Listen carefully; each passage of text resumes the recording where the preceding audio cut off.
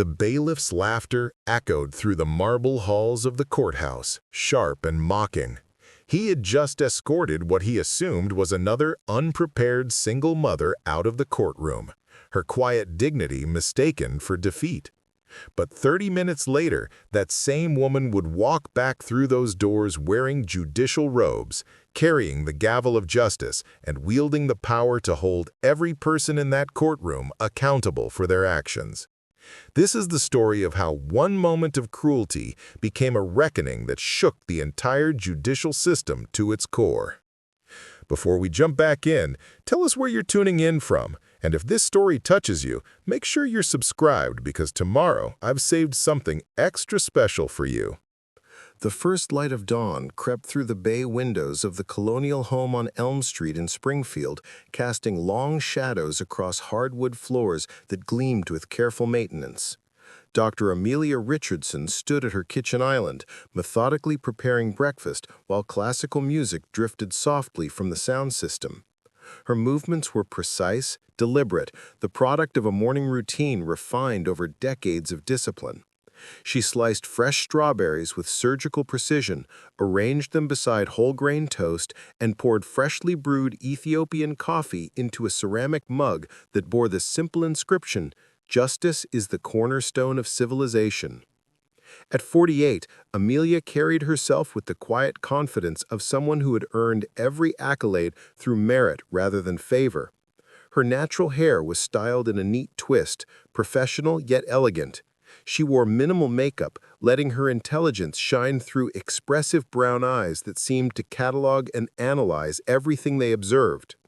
Her wardrobe consisted of well-tailored suits in muted tones, clothes that commanded respect without demanding attention.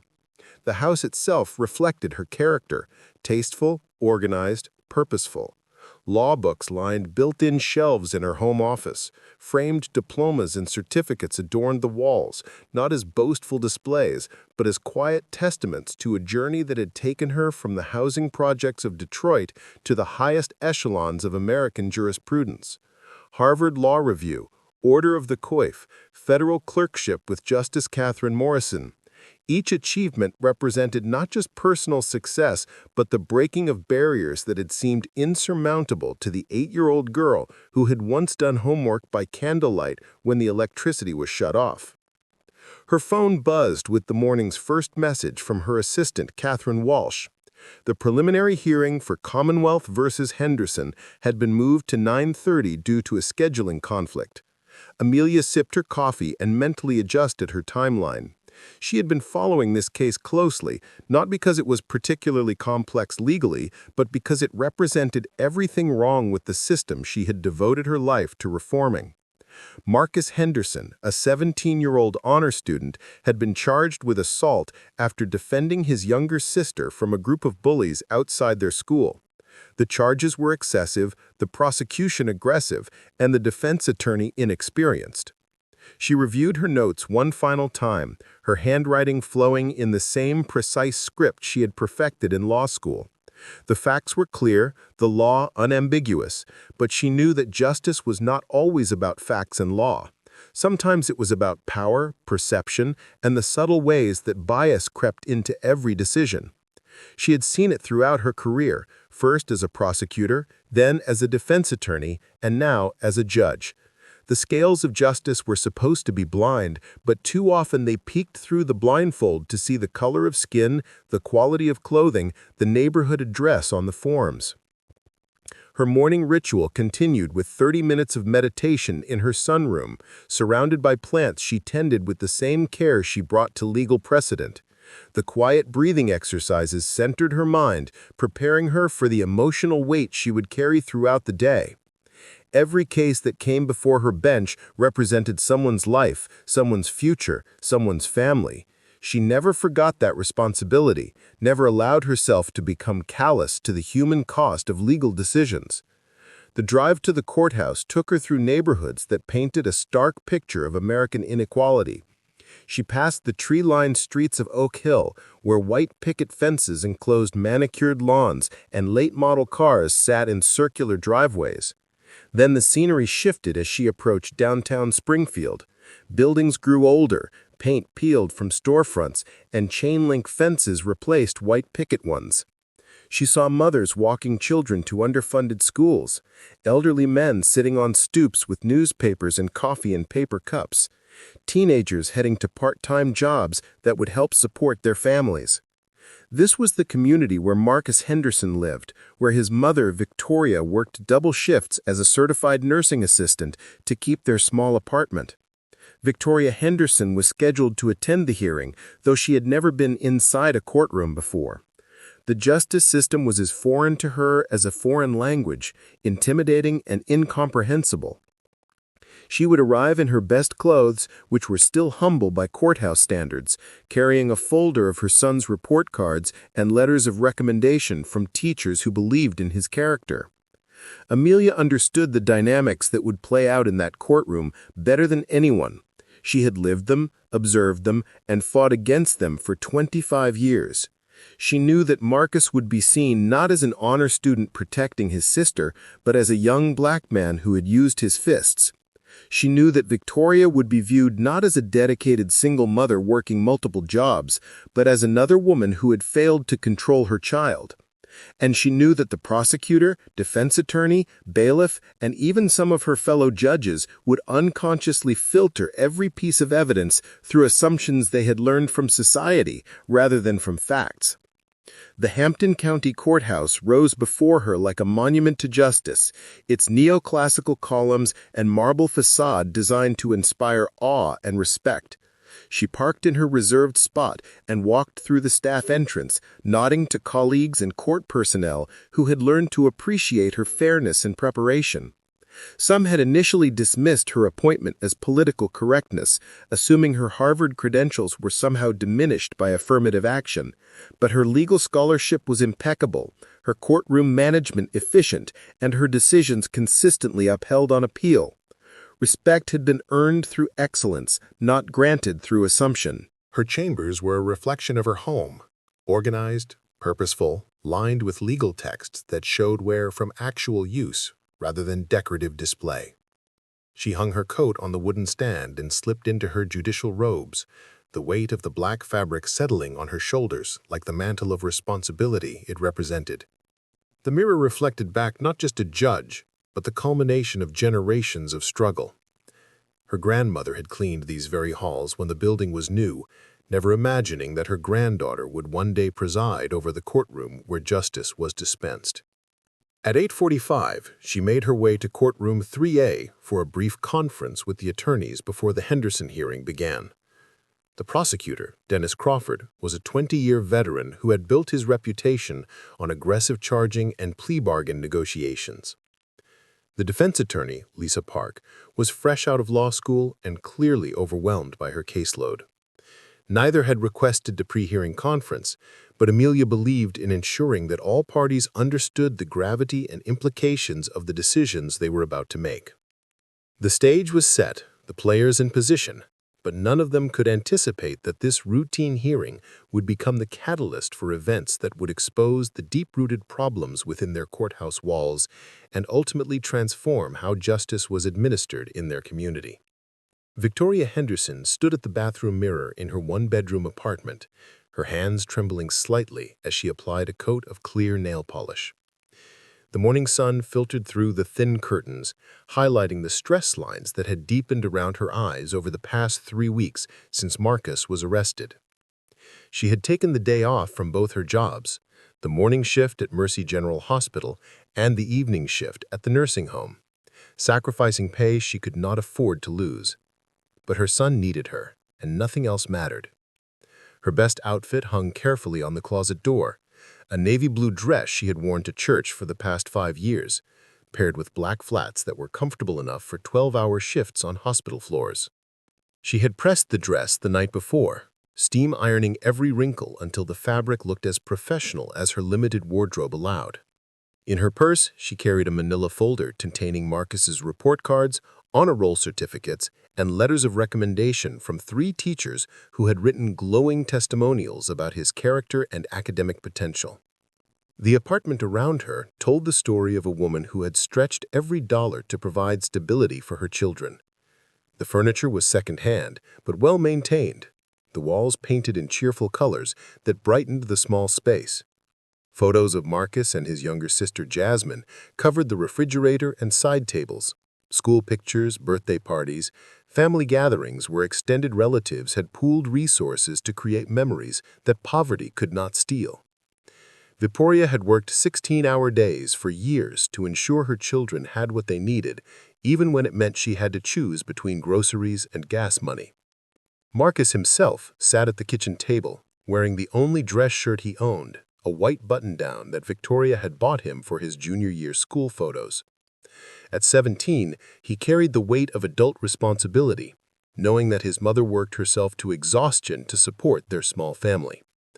His grades reflected his determination to build a better life, a 3.8 GPA that had earned him acceptance to 3 state universities, all contingent on maintaining his clean record and graduating on time.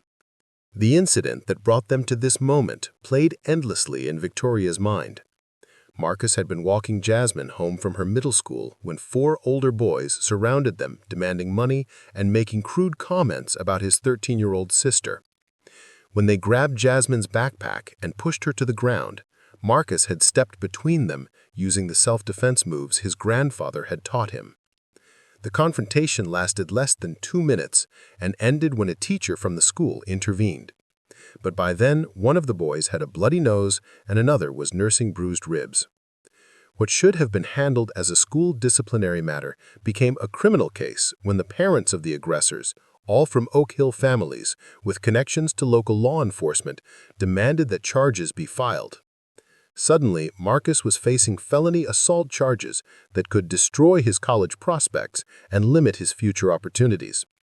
The boys who had initiated the confrontation were treated as victims, their testimony taken at face value, while Marcus's account was questioned and dismissed. At 9 o'clock, Victoria and Marcus took the bus downtown to the courthouse, a 40-minute ride that cost them precious dollars but was their only transportation option.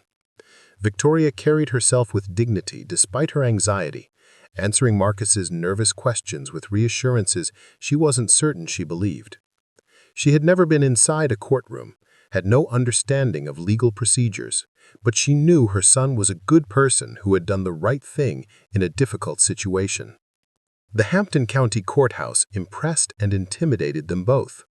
The marble floors echoed with the footsteps of lawyers in expensive suits, court clerks carrying stacks of files, and bailiffs whose uniforms radiated authority.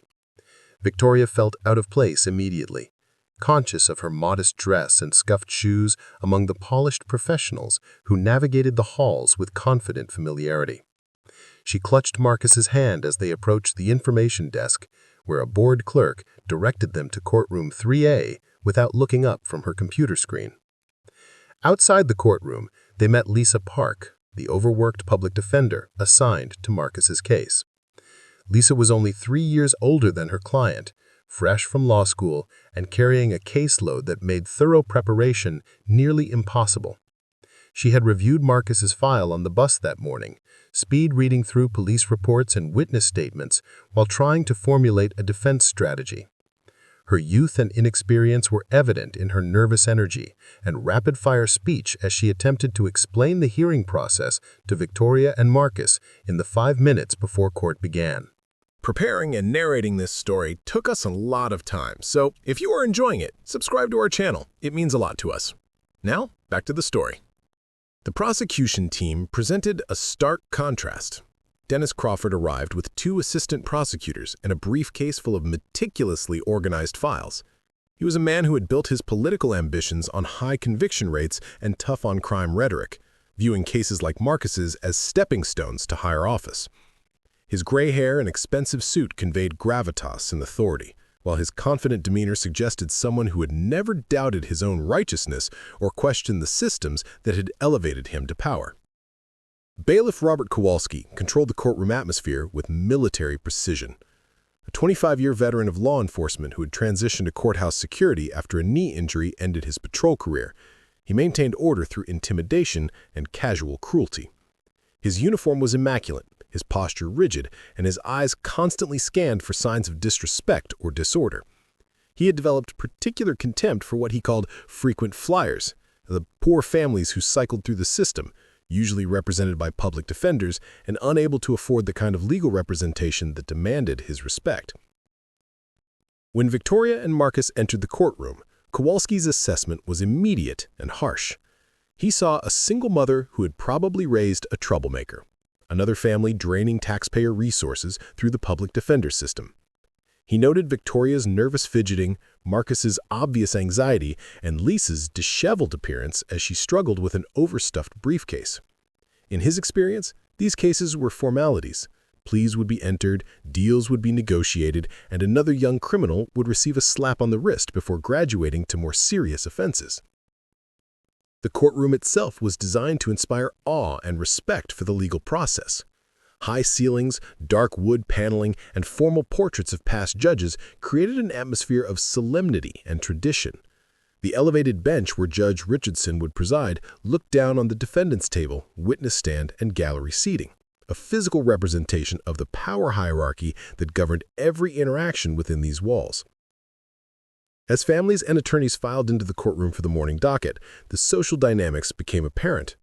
Well-dressed families with private attorneys occupied the front rows. Their confident postures and whispered conversations with legal counsel suggested familiarity with the process.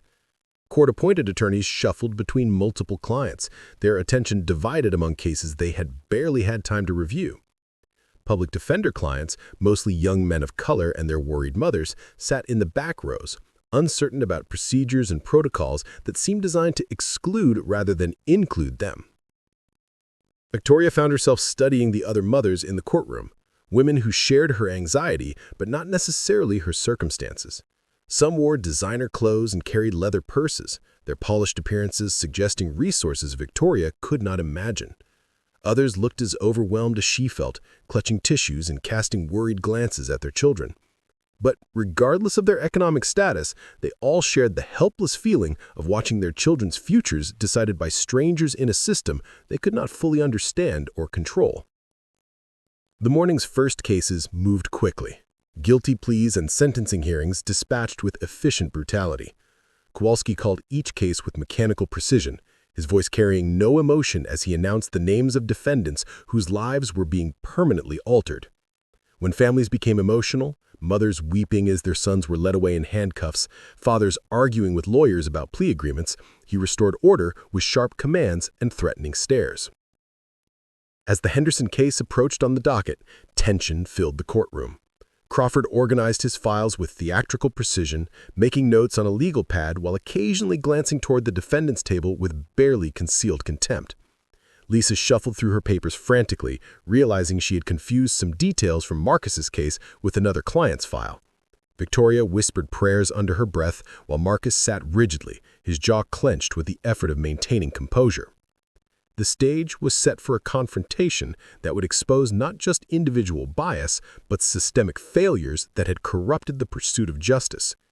In 20 minutes, Judge Amelia Richardson would enter the courtroom and witness behavior that would challenge everything she believed about fairness, dignity, and the equal treatment that formed the foundation of American jurisprudence.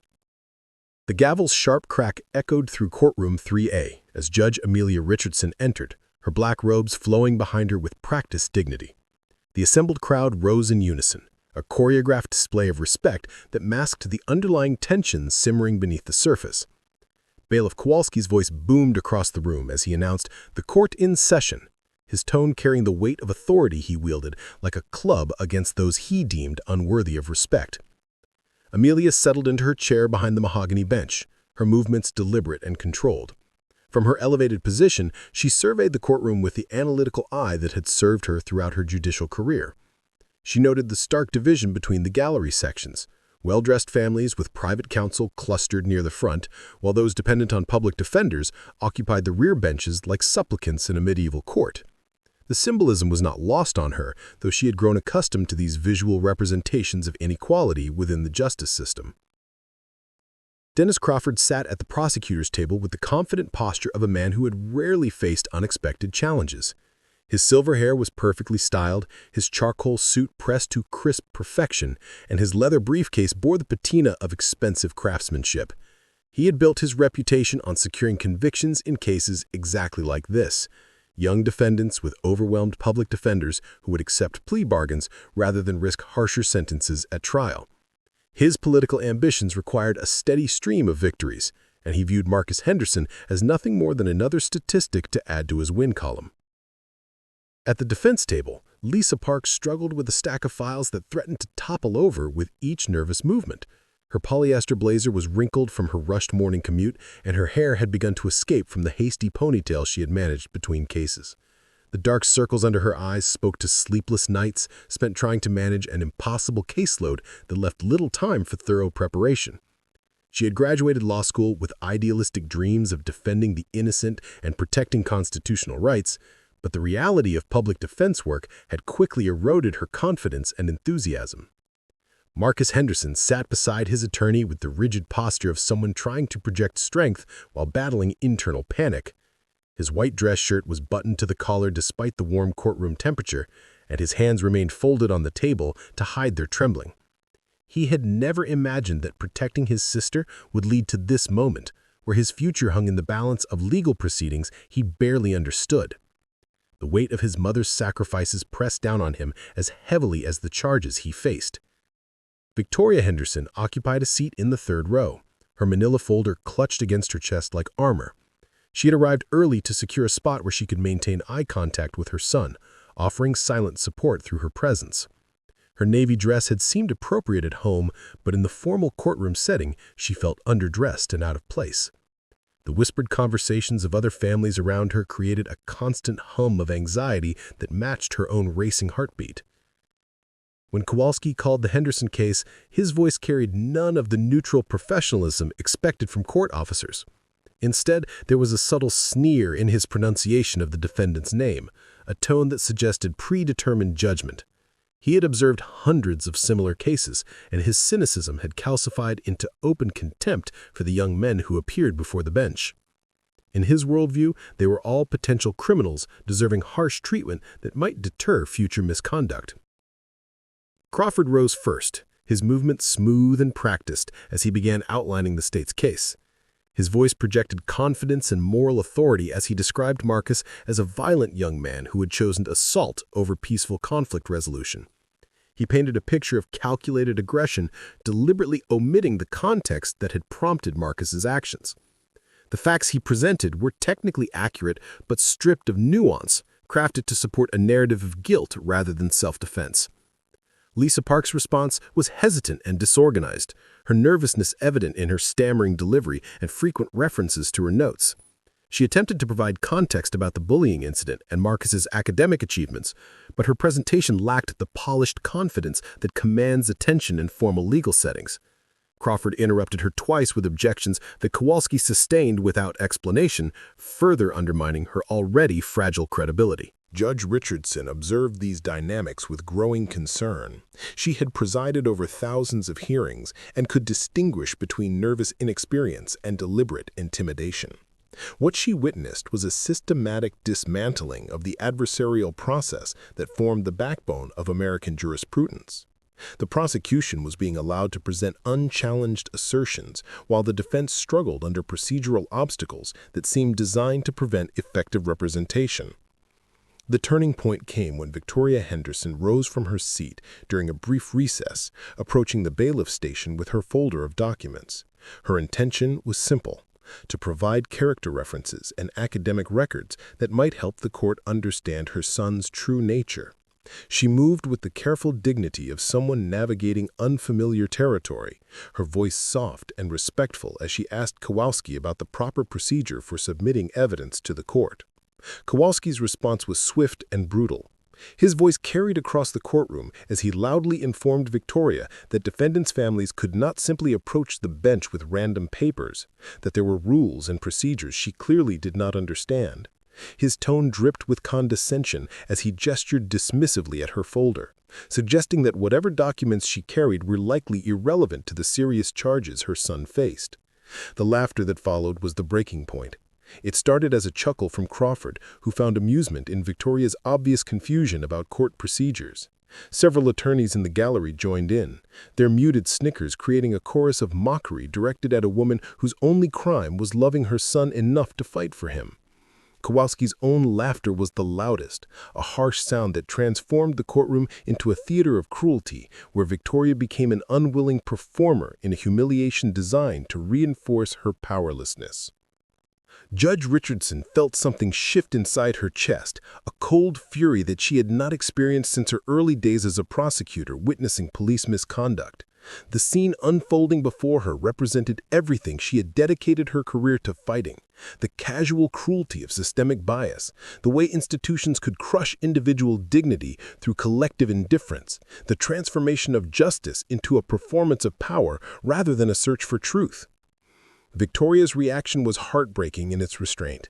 She did not raise her voice or demand explanations. Instead, she simply stood frozen, her folder still clutched against her chest, her eyes wide with the recognition that she and her son were not viewed as human beings deserving respect, but as objects of amusement for those who controlled their fate. The tears that began to form in her eyes were not just from embarrassment, but from the crushing realization that the system she had trusted to protect her family was designed to demean and dismiss them. Marcus witnessed his mother's humiliation from the defendant's table, his jaw clenching as rage warred with helplessness. He wanted to stand, to defend her honor as he had defended his sister, but he understood that any reaction would be used to justify the charges against him. Lisa Park looked mortified, but seemed unsure how to intervene without further damaging her client's case. The other families in the gallery averted their eyes, uncomfortable witnesses to a cruelty they feared might be directed at them next. The courtroom had become a microcosm of broader social dynamics, where power protected itself through ritual humiliation of the powerless. Victoria Henderson's attempt to advocate for her son had been transformed into entertainment for those who saw her struggle as confirmation of their own superiority. The laughter that echoed off the marble walls was not just cruel, but diagnostic, revealing the diseased culture that had infected an institution designed to serve justice. Judge Richardson's internal dialogue raced as she processed what she had witnessed. Her judicial training emphasized neutrality and procedural correctness, but her human conscience demanded intervention. The behavioral standards that governed courtroom conduct applied to all participants, not just defendants and their families. What she had observed was not just unprofessional, but actively harmful to the integrity of the legal process. As the hearing resumed, the atmosphere had fundamentally changed. The casual cruelty displayed toward Victoria had exposed the underlying power dynamics that shaped every interaction within the courtroom walls. Judge Richardson now understood that this was not simply a case about teenage conflict, but a referendum on whether the justice system could function fairly when prejudice masqueraded as professionalism. The moment stretched like a fault line about to rupture. Victoria Henderson stood frozen in the aisle, her dignity stripped away by the echoing laughter that bounced off the marble walls of courtroom 3A. Her folder of Marcus's achievements trembled in her hands, documents that represented years of sacrifice and hope, now reduced to objects of mockery by people who wielded power without compassion. The tears she had been fighting finally escaped, rolling silently down her cheeks as she absorbed the full weight of her humiliation. Judge Amelia Richardson's hands gripped the edge of her bench, knuckles whitening beneath her brown skin as she watched the scene unfold. 25 years of judicial experience had taught her to maintain composure under the most challenging circumstances. But what she witnessed transcended legal procedure and entered the realm of fundamental human cruelty.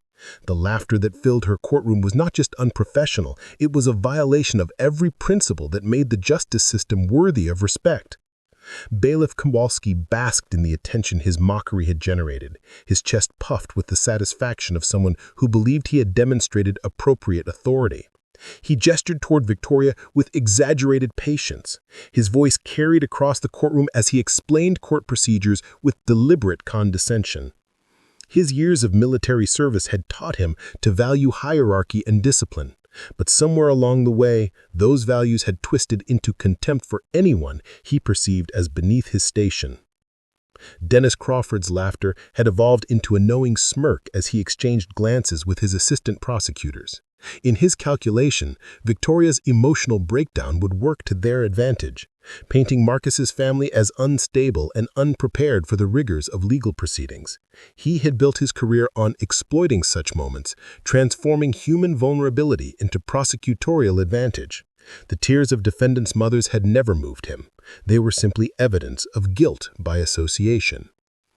Lisa Park felt her stomach turn as she witnessed Victoria's treatment, but her own inexperience paralyzed her response.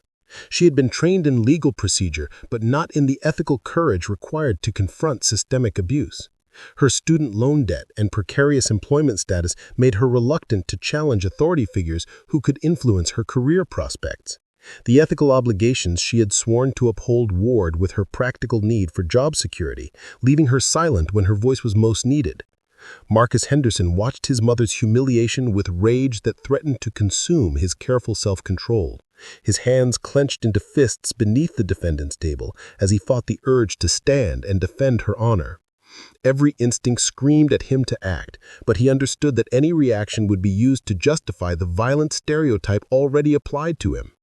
The system had engineered a perfect trap: defend his mother and confirm their assumptions about his character, or remain seated and watch her suffer alone.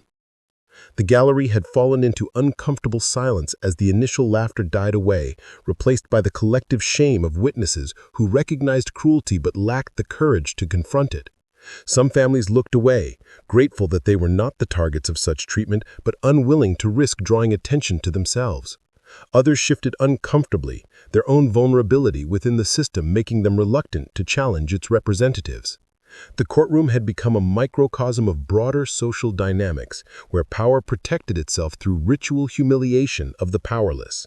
Victoria Henderson's attempt to advocate for her son had been transformed into entertainment for those who saw her struggle as confirmation of their own superiority. The laughter that echoed off the marble walls was not just cruel, but diagnostic, revealing the diseased culture that had infected an institution designed to serve justice. Judge Richardson's internal dialogue raced as she processed what she had witnessed. Her judicial training emphasized neutrality and procedural correctness, but her human conscience demanded intervention. The behavioral standards that governed courtroom conduct applied to all participants, not just defendants and their families. What she had observed was not just unprofessional, but actively harmful to the integrity of the legal process. Emboldened by the reaction to his initial cruelty, Kowalski decided to amplify his performance for the courtroom audience. As Victoria settled back into her seat, he called out in a voice loud enough for everyone to hear, suggesting that maybe next time she should learn the rules before wasting the court's time with her son's excuses. The comment was designed to be the final humiliation, the punctuation mark on her powerlessness. But Kowalski had miscalculated catastrophically. He had forgotten that Judge Richardson was not merely an observer, but the ultimate authority in the courtroom.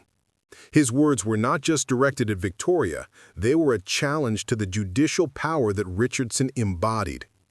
In that moment, the careful balance between institutional authority and individual dignity collapsed completely. Judge Richardson's voice cut through the courtroom like a blade, sharp and controlled, but carrying unmistakable fury. Her words were carefully chosen, each syllable loaded with the authority of her position and the moral weight of her conviction. She addressed Kowalski directly, her tone making it clear that his behavior had crossed lines that could not be uncrossed. The sudden shift in power dynamics was palpable as the bailiff realized he had vastly overestimated his protected status.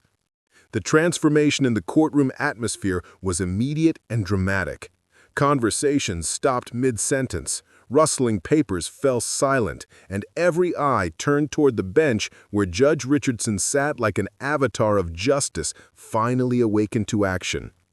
Her composure was perfect, but beneath the controlled exterior lay a fury that had been building throughout her career as she witnessed countless moments of institutional cruelty disguised as professional conduct.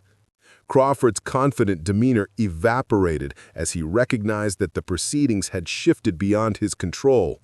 His political instincts warned him that he was witnessing a moment that could define careers and destroy reputations. The easy victory he had anticipated was transforming into a potential disaster that could undermine his carefully cultivated image as a champion of law and order. Lisa Park felt a surge of hope mixed with terror as she realized that Judge Richardson was preparing to intervene on behalf of justice rather than procedure. Her legal training had not prepared her for moments when the system itself became the defendant, but she sensed that she was witnessing something unprecedented and potentially transformative. Victoria looked up from her seat with confusion and dawning hope, unsure what was happening, but recognizing that the power dynamics in the courtroom had suddenly shifted. Marcus straightened in his chair, his rage transforming into cautious optimism as he watched the judge who would determine his fate reveal her true character under pressure. Judge Richardson's next words would become legendary within the legal community, quoted in law review articles and remembered by everyone present as the moment when institutional authority aligned with moral courage. She did not raise her voice, but her tone carried the weight of generations who had fought for justice within systems designed to exclude them. Her judicial robes suddenly seemed less like costume and more like armor as she prepared to wage war against the corruption that had infected her courtroom. The silence that followed her intervention was profound and pregnant with consequence. Every person in Courtroom 3A understood that they were witnessing a watershed moment, though none could predict the full scope of what would follow. Kowalski stood frozen, his face cycling through confusion, anger, and dawning recognition of his precarious position. The laughter that had filled the room minutes earlier now seemed like evidence from a different era, before accountability arrived wearing judicial robes. What happened next would test the limits of judicial power and challenge every assumption about authority, respect, and justice within the American legal system. The breaking point had arrived, and there would be no returning to the comfortable corruption that had masqueraded as normal procedure. The stage was set for a reckoning that would expose the rot at the heart of the system and demand answers from everyone who had participated in its perpetuation. Judge Amelia Richardson's voice echoed through Courtroom 3A with the precision of a surgeon's scalpel, each word carefully measured and devastatingly effective. Her statement was not a shout or an emotional outburst, but rather the controlled delivery of judicial authority that had been pushed beyond its limits. The silence that followed was so complete that the hum of the ventilation system seemed deafening in comparison to the human stillness that had settled over the room. Bailiff Robert Kowalski stood frozen beside his station, his face cycling through expressions of confusion, defiance, and dawning terror as he processed what had just occurred. For 25 years, he had operated under the assumption that his uniform provided immunity from consequences, that his role as enforcer of courtroom order placed him beyond criticism. The sudden realization that he had catastrophically misjudged his position sent adrenaline coursing through his system, fight-or-flight instincts warring with professional training that had never prepared him for this moment. The transformation in Dennis Crawford was equally dramatic but more calculated. His prosecutorial instincts immediately recognized that he was witnessing a career-defining moment that could either elevate him or destroy everything he had worked to build. The confident swagger that had carried him through hundreds of similar cases evaporated as he understood that Judge Richardson was not simply correcting improper behavior, but challenging the entire culture of casual cruelty that had infected the courthouse. Crawford's mind raced through damage control scenarios, weighing his options with the cold calculation of a career politician.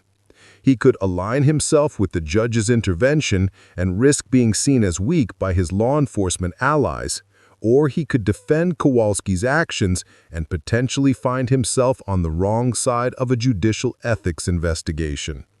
Either choice carried enormous risk in a political environment where perception often mattered more than principle. Lisa Park felt her breath catch as she recognized that she was witnessing something unprecedented in her brief legal career. The public defender system had conditioned her to expect defeat and humiliation as occupational hazards, but Judge Richardson's intervention suggested that accountability might actually exist within the system she had begun to view as imperably corrupt.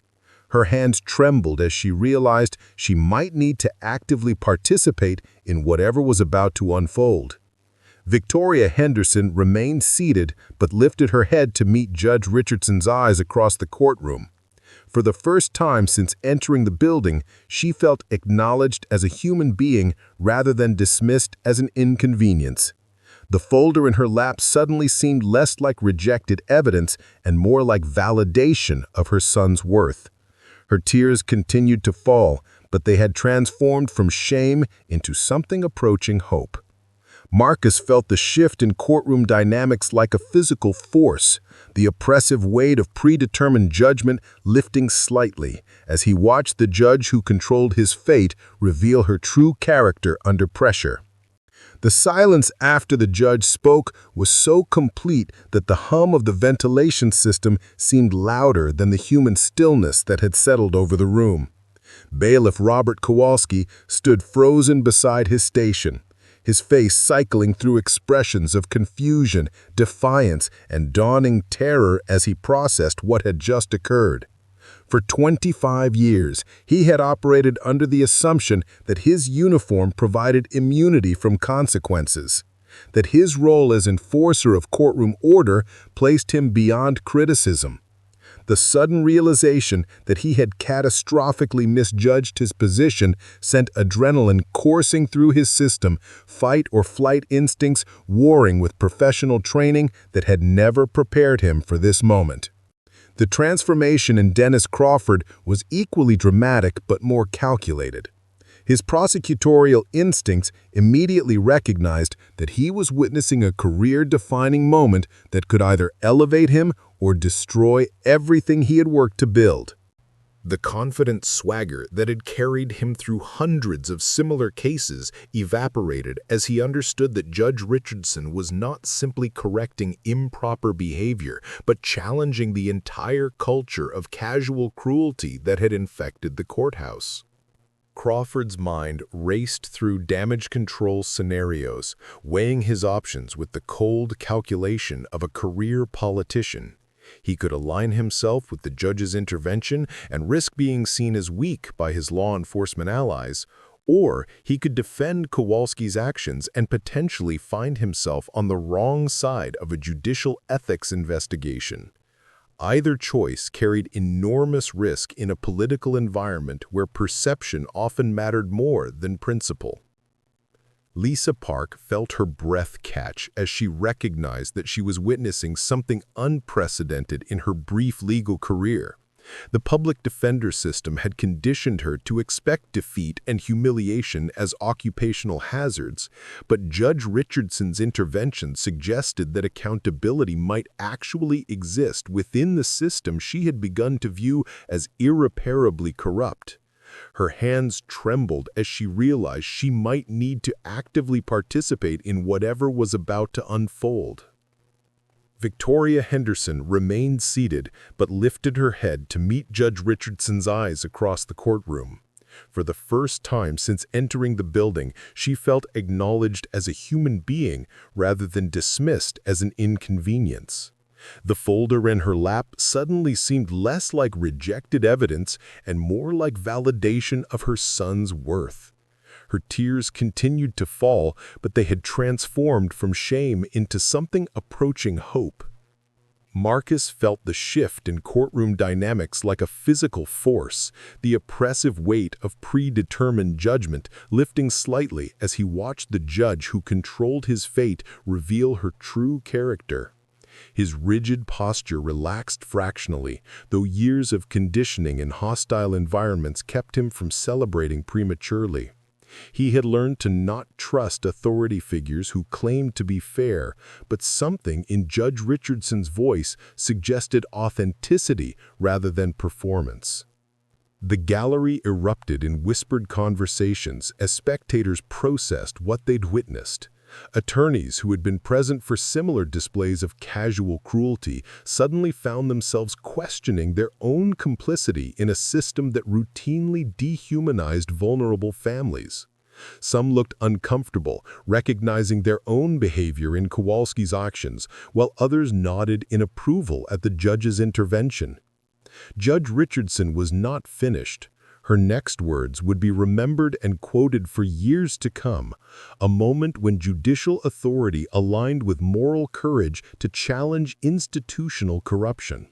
She addressed not just Kowalski, but the entire courtroom, making it clear that the behavior she had witnessed was symptomatic of broader problems that would no longer be tolerated under her jurisdiction. Her statement expanded beyond the immediate incident to encompass the systematic ways that dignity was stripped from families who found themselves navigating the justice system without resources or connections.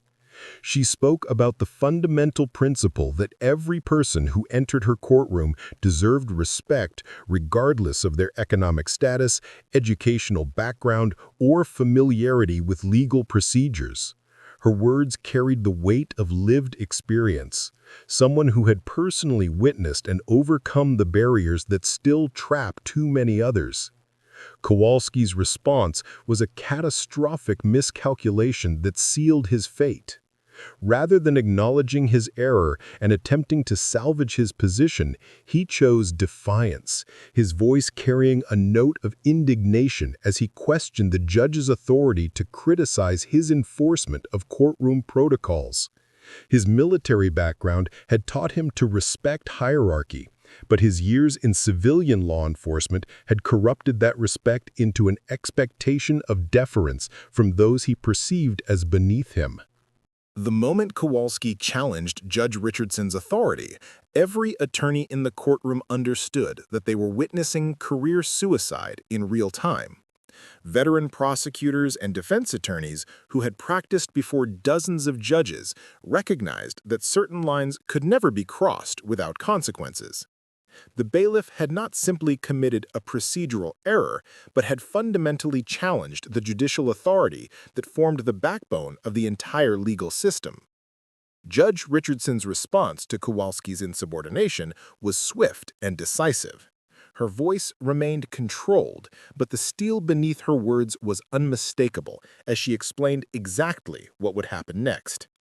The bailiff's employment would be terminated immediately, his law enforcement certification reviewed, and his actions reported to every relevant oversight body.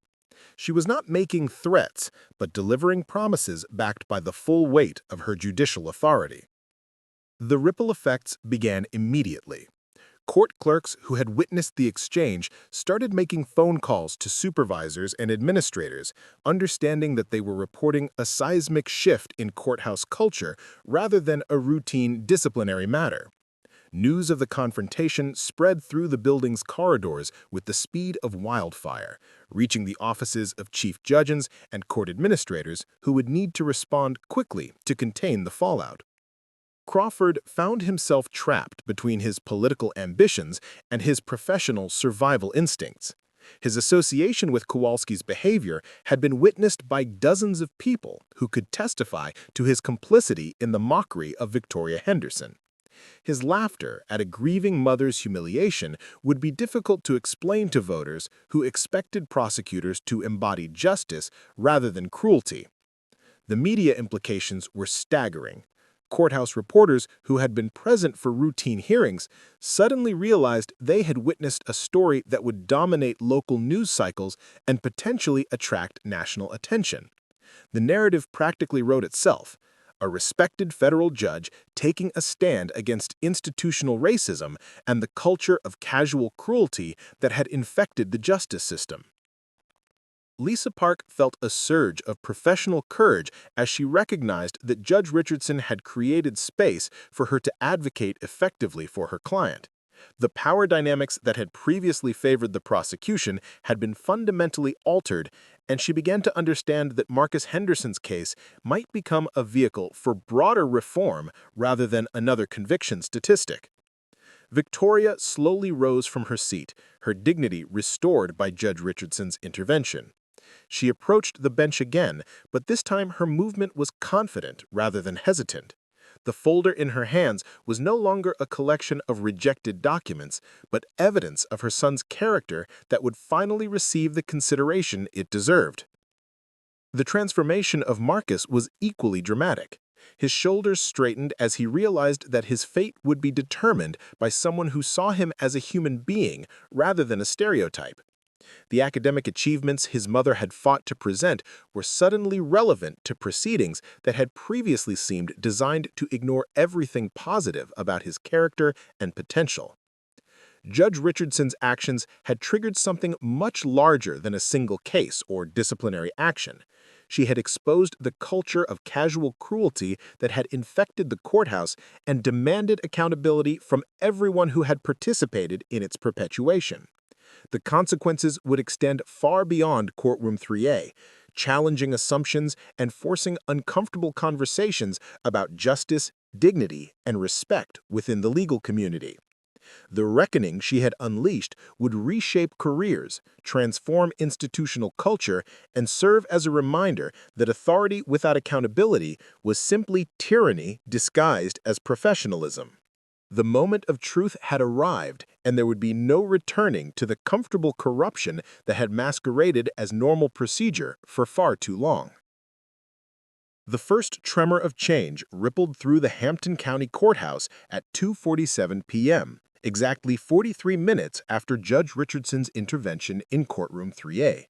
Court Clerk Amanda Foster was updating case files when her supervisor, Janet Walsh, burst through the office door with an expression of barely controlled panic. The incident had already reached Chief Judge Morrison's office, and emergency protocols were being activated to contain what administrators recognized as a potential catastrophe for the court system's reputation and operations. Within the hour, every courthouse employee had received an urgent email summoning them to mandatory sensitivity training sessions that would begin the following week. The message, drafted by Morrison's communications team, acknowledged serious concerns about courtroom conduct while carefully avoiding admission of systemic problems that could expose the court to legal liability. However, the subtext was clear to everyone who read it. The casual cruelty that had characterized interactions with vulnerable populations would no longer be tolerated. The transformation began in the most unlikely place, the courthouse cafeteria, where bailiffs, clerks, and administrators gathered during their afternoon break. Conversations that had once centered on sports scores and weekend plans now focused on the implications of Judge Richardson's unprecedented intervention. Some defended Kowalski's actions as necessary maintenance of courtroom order, but their voices were increasingly isolated as colleagues began sharing their own uncomfortable memories of similar incidents they had witnessed or participated in. Bailiff Supervisor Thomas Brennan found himself in an impossible position as he attempted to defend subordinates while acknowledging the legitimate concerns raised by Judge Richardson's actions. His 20-year career in courthouse security had been built on maintaining order through intimidation and casual authority, but now he faced the possibility that his entire approach to the job would need fundamental revision. His training manuals he had used for decades suddenly seemed outdated and potentially discriminatory. The ripple effects extended far beyond the courthouse walls as news of the incident spread through Springfield's legal community. Advocate Sarah Goldstein, who had practiced family law for 15 years, found herself reflecting on countless occasions when she had witnessed similar treatment of clients and their families. Her decision to speak publicly about the patterns of bias she had observed added credibility to claims that Kowalski's behavior was symptomatic of broader institutional problems rather than an isolated incident. Goldstein's statement to the Springfield Republican newspaper provided specific examples of discriminatory treatment that painted a disturbing picture of routine injustice. She described cases where Spanish-speaking families were mocked for requiring interpreters, where teenage defendants were subjected to racial profiling disguised as security screening, and where single mothers were treated as presumptively unfit parents regardless of evidence to the contrary. Her willingness to risk professional relationships by speaking truth to power inspired other attorneys to come forward with their own observations. The media attention intensified when Channel 7 investigative reporter Sarah Chen obtained internal courthouse documents through Freedom of Information Act requests. These documents revealed complaint patterns that had been systematically ignored by supervisors who prioritized smooth operations over equitable treatment. The files contained witness statements from attorneys, social workers, and family members who had reported incidents similar to Victoria Henderson's experience, only to be told that their concerns would be investigated, but never receiving follow-up information. The most damaging revelation came from court stenographer Maria Santos, whose 25-year career had given her a front-row seat to the evolution of courthouse culture. Her decision to speak with reporters about the systemic nature of discriminatory treatment provided context that transformed the incident from individual misconduct to institutional failure. Santos described how casual racism had become normalized through repetition and lack of consequences, creating an environment where cruelty was disguised as professionalism. Federal attention arrived in the form of Department of Justice Civil Rights Division attorney Rachel Williams, whose preliminary investigation focused on whether the courthouse's patterns of discriminatory treatment constituted a violation of federal civil rights protections. Her interviews with court personnel, attorneys, and community members painted a comprehensive picture of institutional bias that extended far beyond individual misconduct. The investigation scope expanded as more victims came forward with documentation of similar treatment. The political implications became clear when Mayor Patricia Hendricks called an emergency press conference to address the controversy surrounding the courthouse. Her statement walked a careful line between condemning discriminatory behavior and defending the overall integrity of Springfield's justice system. However, her announcement of an independent review committee signaled a recognition that the problem required more than internal disciplinary action to restore public confidence. The committee, chaired by retired Massachusetts Supreme Judicial Court Justice Margaret O'Brien, was tasked with conducting a comprehensive evaluation of courthouse operations and recommending systemic reforms. O'Brien's reputation for fairness and her experience with institutional discrimination cases lent credibility to the process, though community advocates remained skeptical about whether meaningful change would result from what they viewed as another bureaucratic delay tactic. The financial implications of the scandal became apparent as the city's insurance carrier, Municipal Risk Management Corporation, conducted its own investigation to assess potential liability exposure. Insurance investigator David Chang reviewed hundreds of case files and personnel records looking for patterns that could support discrimination lawsuits. His preliminary report identified significant legal vulnerabilities that could result in millions of dollars in settlement costs if additional victims decided to pursue legal action. Within the public defender's office, the incident catalyzed conversations about systemic inequality that had been suppressed for years. Chief Public Defender Robert Martinez convened emergency meetings with his staff to address how inadequate resources and hostile court environments contributed to unequal justice outcomes. These discussions revealed that attorneys like Lisa Park were not isolated cases but representative of a broader pattern of public defenders struggling to provide effective representation under impossible conditions. The meetings produced specific recommendations for reform, including increased funding for investigative services, mandatory training in implicit bias recognition, and protocols for addressing discriminatory treatment of clients and their families. Martinez's decision to publicly support these reforms, despite potential backlash from law enforcement allies, demonstrated how the incident had created space for previously suppressed conversations about justice and fairness. Community organizations that had documented courthouse discrimination for years suddenly found their concerns taken seriously by officials who had previously dismissed their reports as exaggerated or politically motivated. The Springfield NAACP chapter, led by President Angela Washington, organized public forums where community members shared their experiences with the justice system. These testimonials provided additional evidence of patterns that extended far beyond individual misconduct. The forums revealed stories that illustrated how courthouse culture affected entire families and communities. Parents described avoiding court proceedings, even when their presence might help their children, knowing they would face humiliation and disrespect.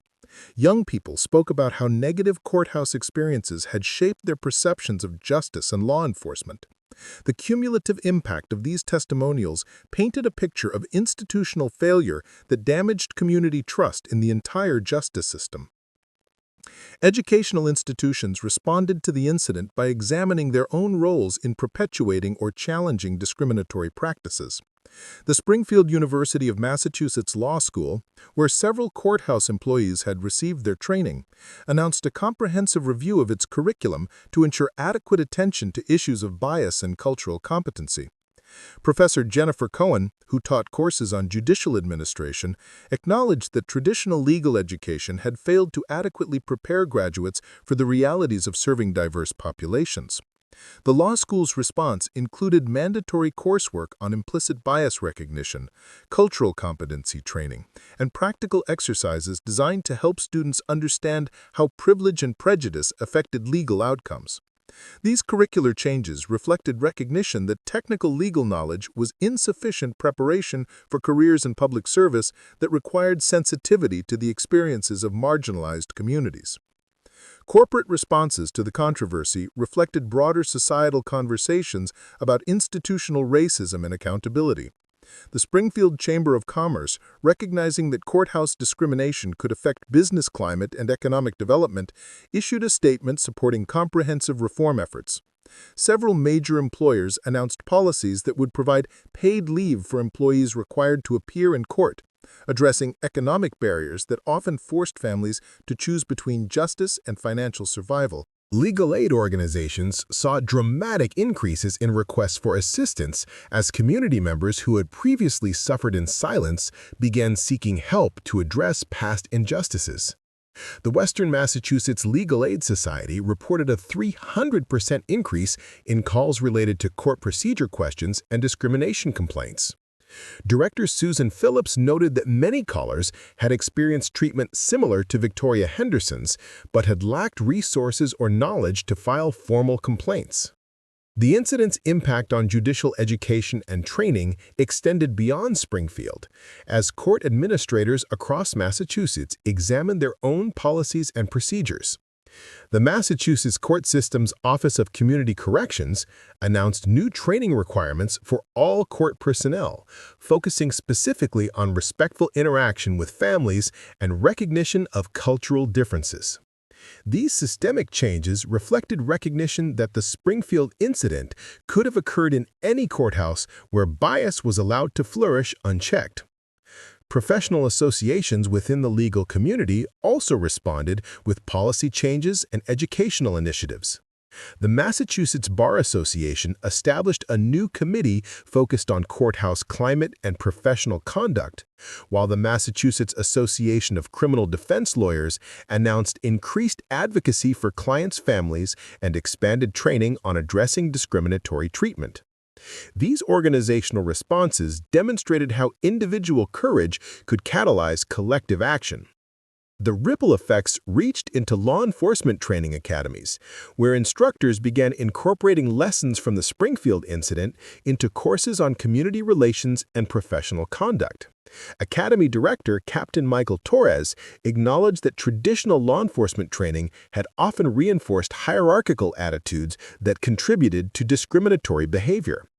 The curriculum changes reflected growing recognition that effective policing required skills in de-escalation and cultural competency. Social media amplified the incident's impact as community members shared their own experiences and observations about courthouse treatment.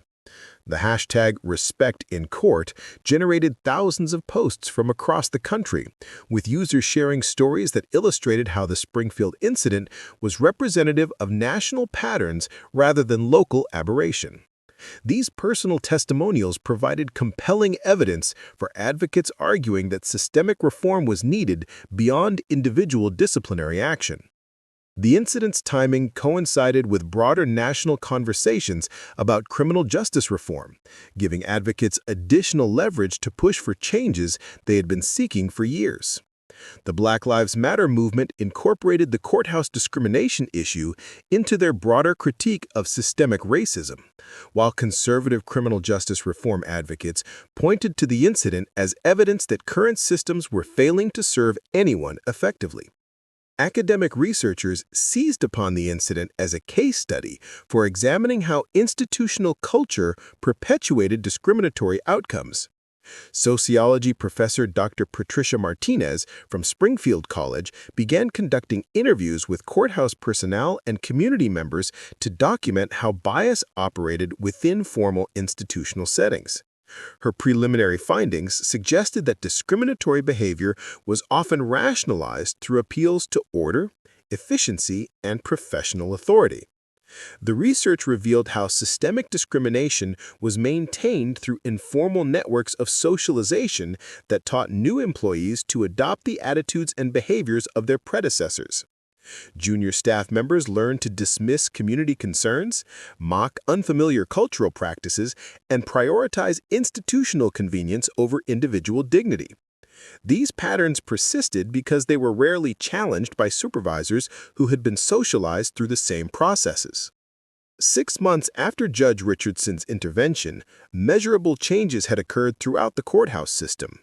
Complaint patterns showed significant decreases in allegations of discriminatory treatment, while satisfaction surveys indicated improved experiences for families navigating the justice system.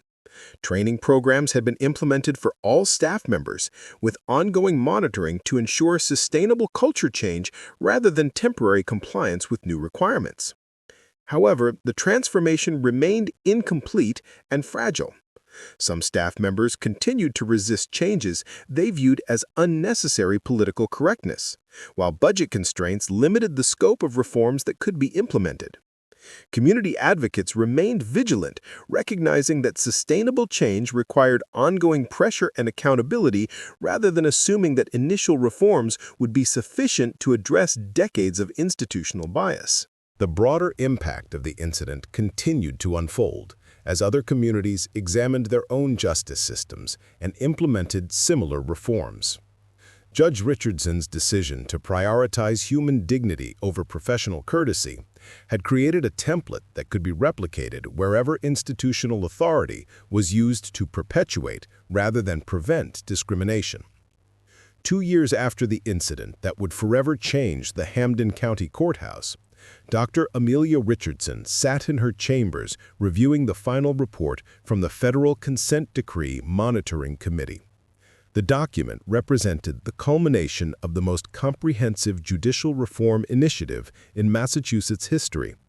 But for Richardson, it was also a reminder of how individual moments of moral courage could catalyze transformations that extended far beyond their immediate circumstances. The numbers told a compelling story of institutional change. Discrimination complaints had decreased by 89% since the implementation of new protocols and training programs. Employee turnover in courthouse security positions had stabilized after an initial period of resistance and resignations. Most significantly, community trust in the justice system had increased measurably, with survey data showing that families from minority communities no longer avoided court proceedings due to fear of discriminatory treatment. However, Richardson understood that statistics could only capture part of the story. The real measure of transformation lay in the daily interactions between courthouse personnel and the vulnerable families who sought justice within its walls. She had made it her practice to walk through the courthouse corridors each morning, observing how staff members interacted with visitors, and ensuring that the culture of respect she had demanded was being sustained through consistent practice rather than temporary compliance. On this particular morning, her walk took her past the information desk, where Clerk Supervisor Janet Walsh was explaining court procedures to an elderly Latina woman whose limited English made navigation of legal processes particularly challenging. The interaction she observed would have been unthinkable 2 years earlier. Walsh spoke slowly and clearly, arranged for an interpreter, and provided written materials in Spanish while treating the woman with patience and dignity throughout the process. The transformation of individual behavior reflected broader institutional changes that had rippled through every aspect of courthouse operations. New employee orientation now included extensive training on cultural competency and bias recognition, with ongoing professional development requirements that kept these issues at the forefront of staff consciousness. Performance evaluations included specific metrics related to respectful treatment of courthouse visitors, creating accountability mechanisms that reinforced behavioral expectations with career consequences. Victoria Henderson had become an unlikely symbol of the power that ordinary people could wield when their dignity was threatened and their courage was supported by institutional accountability. Her speaking engagements at community organizations and law schools had evolved from painful recounting of personal trauma to sophisticated analysis of systemic inequality and the individual actions that could challenge entrenched patterns of discrimination. At a recent presentation to the Massachusetts Black Lawyers Association, Victoria had articulated the broader implications of her experience with eloquence that surprised those who remembered her initial vulnerability in Courtroom 3A. She spoke about how systems of oppression relied upon the silence and complicity of good people who witnessed injustice but failed to intervene, and how individual courage could create space for collective action that transformed entire institutions. Her partnership with Judge Richardson had developed into a professional relationship that extended beyond the courthouse walls. Together, they had designed training programs that were being implemented in court systems across New England. Combining Richardson's legal expertise with Victoria's lived experience to create educational approaches that resonated with both personnel and community members. Their collaboration demonstrated how healing from institutional trauma could be transformed into advocacy for systemic reform. Marcus Henderson had graduated from the University of Massachusetts with a degree in criminal justice. His academic focus shaped by his mother's experience and his own journey through a system that initially viewed him as a threat rather than recognizing his potential. His senior thesis examined how implicit bias affected prosecutorial decision-making, using his own case as a foundation for broader analysis of how assumptions about race and class influenced legal outcomes. His acceptance into Harvard Law School represented not just personal achievement, but validation of Judge Richardson's belief that every young person deserved to have their potential recognized rather than their circumstances prejudged. His essay for the law school application had focused on his commitment to ensuring that other families would not experience the discrimination and humiliation his mother had endured, a goal that connected his individual success to broader social justice objectives. The ripple effects of the courthouse incident had extended into law enforcement training and community policing initiatives throughout Western Massachusetts. Police departments that had once dismissed community complaints about discriminatory treatment now implemented regular dialogue sessions where residents could voice concerns and officers could better understand the communities they served. These programs reflected recognition that effective law enforcement required community trust that could only be built through consistent demonstration of respect and fairness. Springfield Police Chief Maria Santos, who had been promoted partially based on her commitment to community-oriented policing, credited the courthouse incident with creating political space for reforms that had been needed for years. Her department's adoption of de-escalation training and cultural competency programs had been facilitated by public awareness of how institutional bias affected community relationships with law enforcement and the justice system more broadly. The academic study of the incident had produced scholarly articles and conference presentations that examined how individual moral courage could catalyze institutional transformation.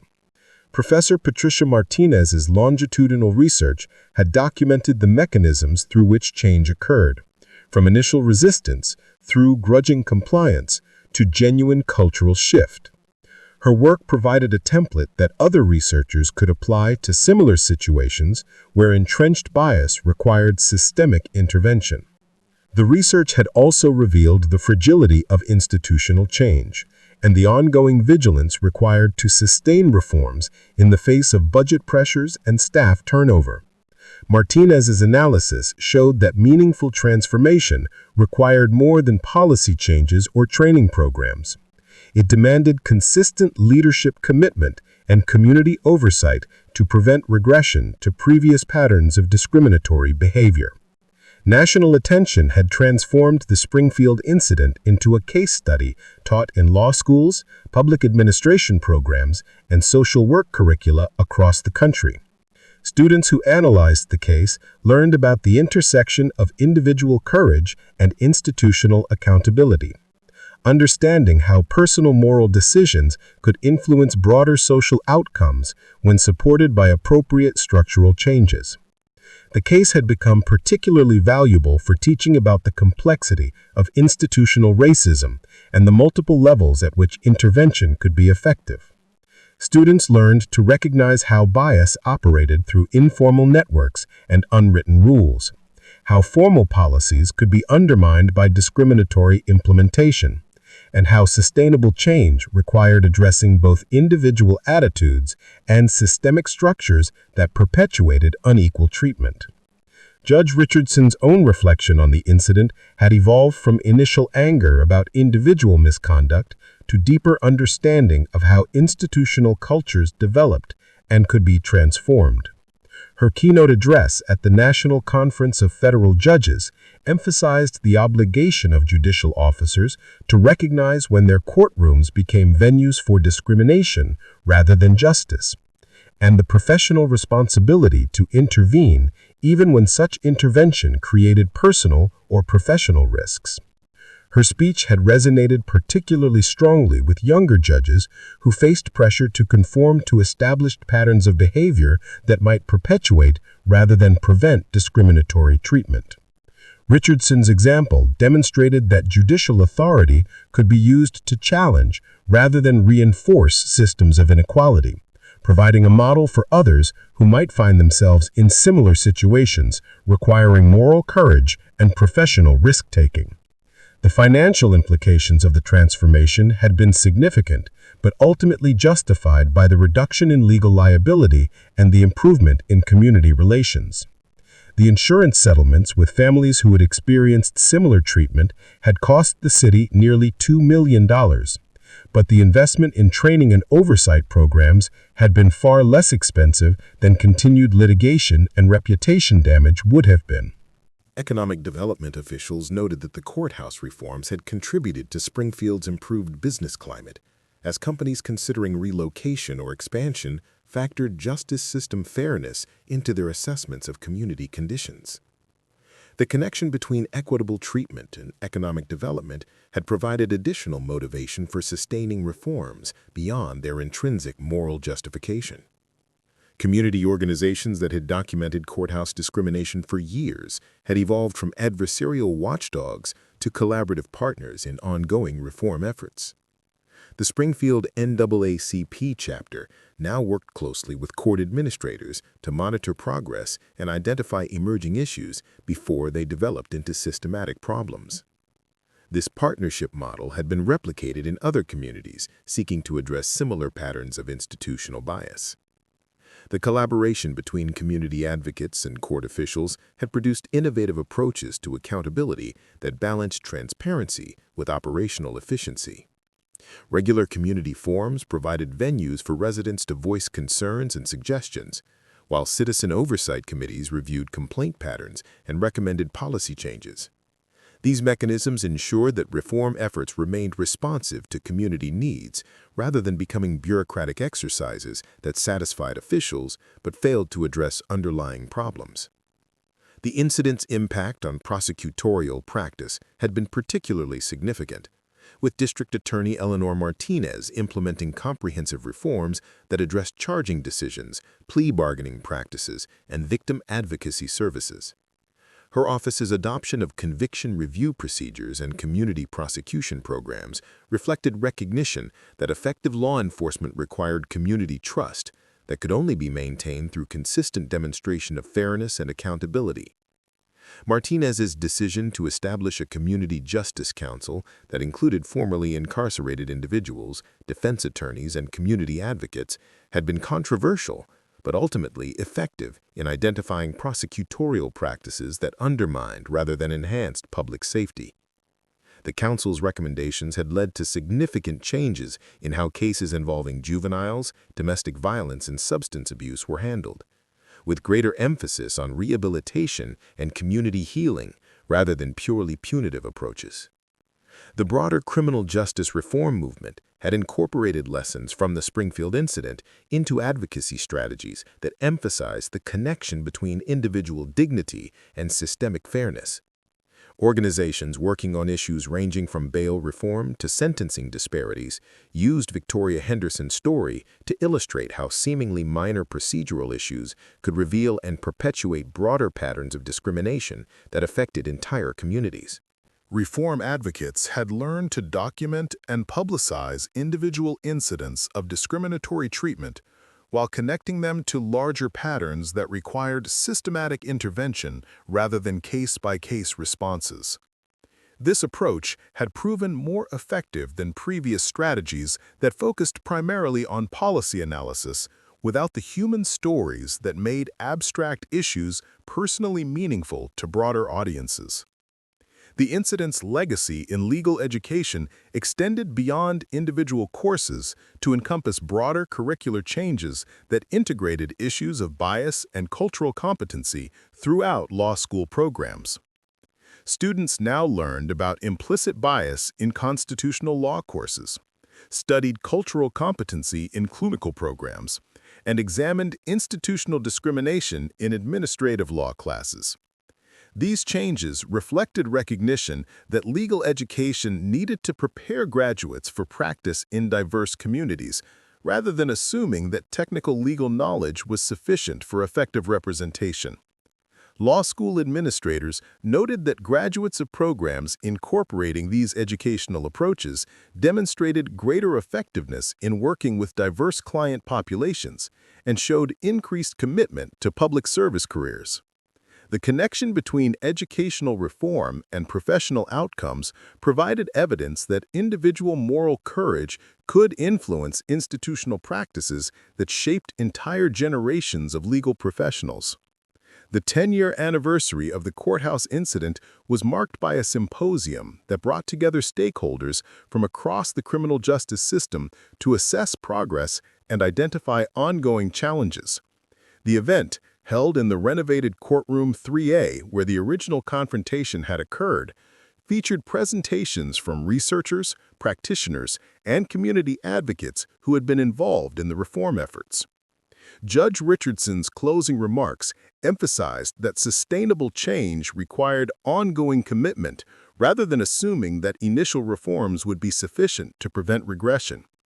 She noted that each generation of courthouse personnel needed to understand the principles underlying respectful treatment rather than simply following procedures that could be abandoned when oversight decreased or leadership changed.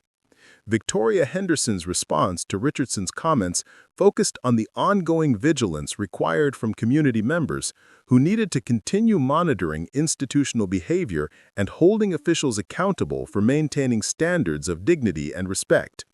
Her evolution from victim to advocate demonstrated how individual trauma could be transformed into collective empowerment when supported by institutional accountability and community solidarity.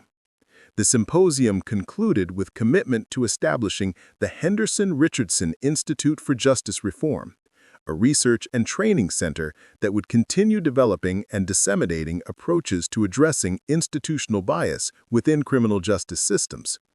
The Institute's mission reflected understanding that the work of reform was ongoing, rather than something that could be completed through initial policy changes or training programs. As participants left the courthouse that evening, many reflected on how a single moment of cruel laughter had catalyzed transformations that extended far beyond Springfield's borders. The incident demonstrated that individual moral courage, when supported by institutional accountability and community advocacy, could indeed challenge systems of oppression and create opportunities for more equitable treatment of all community members. The lasting legacy of Judge Richardson's intervention was not just the specific reforms it had produced, but the demonstration that authority could be used to protect rather than perpetuate inequality. Her decision to prioritize human dignity over professional courtesy had created a template that continued to inspire others facing similar choices between complicity and courage in their own professional and personal lives. The universal truth that emerged from the Springfield courthouse incident was both simple and profound. Respect for human dignity was not optional but essential for any institution that claimed to serve justice. When that respect was absent, individual courage could create opportunities for collective action that transformed entire systems. But sustaining that transformation required ongoing commitment from every person who participated in those systems, from judges and attorneys to clerks and bailiffs to community members who demanded accountability from the institutions that served them all. Up next, you've got 2 more standout stories right on your screen. If this one hits the mark, you won't want to pass these up. Just click and check them out. And don't forget to subscribe and turn on the notification bell so you don't miss any upload from us.